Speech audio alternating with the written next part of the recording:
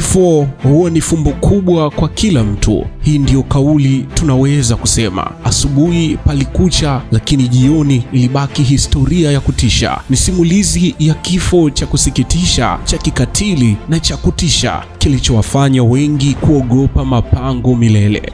John Edward Jones, masaa 27 ya mateso. Mnamo mwaka 2009 dunia ilishuhudia moja ya vifo vya kutisha zaidi katika historia ya upimaji wa mapango. Alikuwa kijana mwenye umri wa miaka 26 tu ndani ya pango la Natput Cave, na licha ya juhudi kubwa za kumwokoa hakutoka akiwa hai. Utakuwa unaniuliza ilikuwaje? Tarehe 24 Novemba 2009, ikiwa ni siku chache kabla ya sikukuu ya Thanksgiving, John Jones aliamua kwenda kuchunguza mapango na ndugu zake. Alikuwa baba wa mtoto mmoja na mke wake alikuwa mjamzito wa mtoto wao wa pili. Alikuwa mchungaji wa kanisa mwenye tabia nzuri. Alikuwa na uzoefu mdogo wa kuingia mapangoni, lakini aliamini hana cha kuhofia. Alikuwa na kaka yake Josh Jones na marafiki wachache waliamua kuchunguza sehemu mpya ya Natput Cave, pango maarufu lililokuwa na njia nyembamba na hatari. Walikuwa na matumaini ya kujifurahisha tu, lakini hakuna aliyejua kuwa hii ingekuwa safari ya kifo cha kutisha. John Jones aliamua kujaribu njia ndogo inayoitwa Beath Canal, sehemu ya pango iliyojaa mashimo madogo madogo na njia nyembamba sana. Alijaribu kupita kwenye sehemu nyembamba akiamini anaweza kujibana kupita. Ghafla miguu yake iliteleza, na aliteleza chini kichwa kwanza, yani kichwa chini miguu juu. Aliingia katika shimo dogo lenye upana wa sentimita 25 tu na urefu wa sentimita 45. Alikwama vibaya bila nafasi ya kujigeuza. John alipata hofu kubwa. Alijaribu kusukuma mwili wake nyuma, lakini hakuweza. Shimo lilikuwa dogo sana. Baada ya dakika chache za kupambana, alitambua kuwa amekwama kabisa na pango limemziba mwili wake kwa pande zote.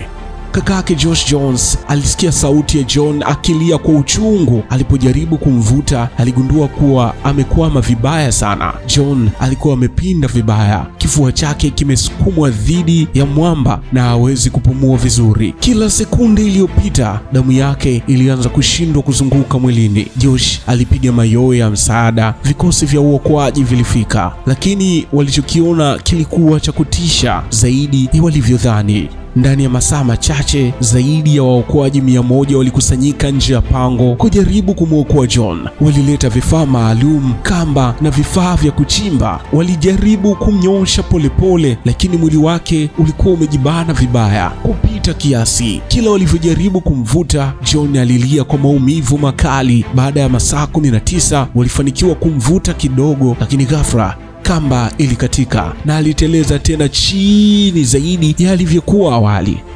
Sasa alikuwa amekwama vibaya zaidi na matumaini ya kumwokoa yalizidi kupungua. John Jones alipambana kwa masaa 27 akiwa amekwama ndani ya pango. Mwili wake ulianza kufa ganzi kutokana na ukosefu wa damu. Alianza kuhisi uchovu mkubwa na maumivu yasiyovumilika. Alizungumza na mke wake kupitia simu na kumwambia, "Ninakupenda. Tafadhali mwambie mwanangu kuhusu mimi." Waokoaji walijaribu njia zote, lakini hakuna iliyofanya kazi. Mwishowe John alipoteza fahamu kutokana na uchovu na upungufu wa oxygen. Baada ya masaa 28 ya mapambano, John Jones alikufa rasmi mnamo 25 Novemba 2009. Waokoaji walihitimisha kuwa haikuwa salama kujaribu kuutoa mwili wake. Waliamua kufunga pango hilo milele ili kuzuia vifo vingine. Natput Caves sasa imefungwa na mwili wa Jones umebaki ndani milele. Kaburi lake lilikuwa sehemu ile ile aliyokufa. Ni moja ya vifo vya kusikitisha na vya kutisha zaidi katika historia ya upimaji wa mapango. Aliacha historia. Jones ni onyo kali kwa wale wanaopenda mapango. Kamwe usipite kwenye sehemu nyembamba sana bila uhakika wa kutoka. Hakikisha unakuwa na vifaa vya kutosha vya usalama. Usijaribu kupita kwenye njia usizozifahamu vizuri, na zaidi ya yote, uhai ni wa thamani kuliko ujasiri. Natput Caves inabaki kuwa kaburi lililofungwa na watu wengi wakiogopa hata kufikiria juu yake. Kama utapenda zaidi historia kama hizi, unaweza kutuandikia hapo chini ili nikuletee zingine kupitia Mtito Media. Lakini pia kama kuna historia historia unatamani ichimbue vizuri, unaweza kuniandikia hapo chini na mimi nitakuchimbulia vizuri zaidi. Hakikisha umesubscribe na kubonyeza alama ya kengele ili uwe wa kwanza kupata habari zetu kila wakati. Hii ni Mtito Media. Chao.